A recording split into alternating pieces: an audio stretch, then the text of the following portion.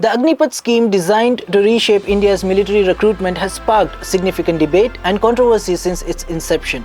On one hand, it promises a youthful and modernized military. On the other, critics argue it undermines the very fabric of national security.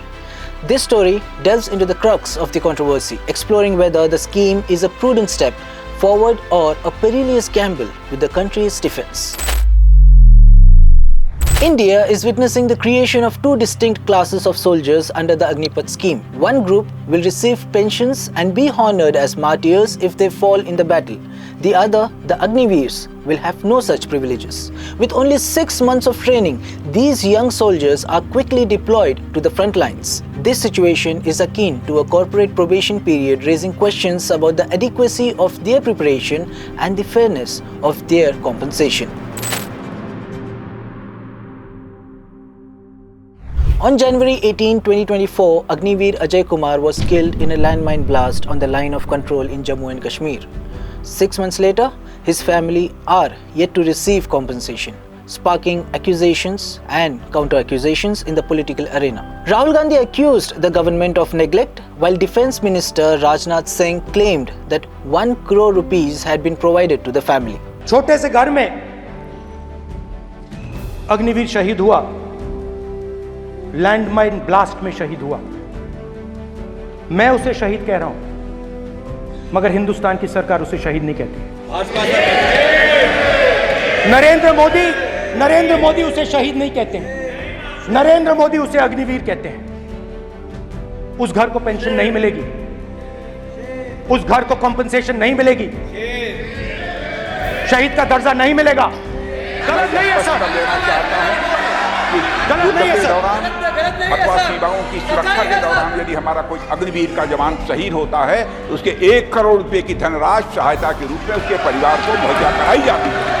इस प्रकार की गलत बयानी से सभी को गुमराह करने की कोशिश नहीं की जानी चाहिए। संसद में अध्यक्ष। However, a video statement from Ajay Kumar's father contradicted this, stating they had only received insurance money, not government compensation. जो राजनाथ ने कल बयान दिता कि 1 करोड़ रुपए का शहीद के परिवार को भेज चुके हैं, सानू कोई मैसेज नहीं, ना कोई पैसा आया हाल तक जी।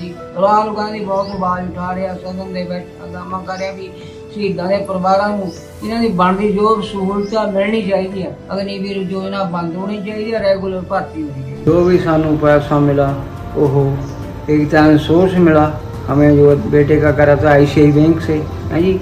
एक जोड़ता इलाका फौज में सोर्स है, सिक्योरिटी जो भी होती है वो मिला है। सेंट्रल गवर्नमेंट से कोई पैसा नहीं मिला, सारी सहूलतें मिलनी चाहिए, सानू पेंशन लगनी चाहिए, साडा कार्ड वगैरह भी बनना चाहिए, कैंटीन कार्ड बनना चाहिए। जो भी पैसा सरकार वाला रहिंदा साडा सेंटर सरकार या केंद्र सरकार ने जिद्दां राजनाथ ने बयान दिता ही भी 1 करोड़ रुपया भेज दिया गया शहीदों के परिवारों को, हमें वो भी नहीं मिला। The Agnipath scheme faces criticism for several reasons. First, training. Previously, soldiers received 2 to 3 years of training. Now, Agniveers get only 6 to 8 months, which many believe is insufficient. Second, retention. Only 25% of the Agniveers will be retained after 4 years, leading to the competition rather than camaraderie among troops. Third, the benefits.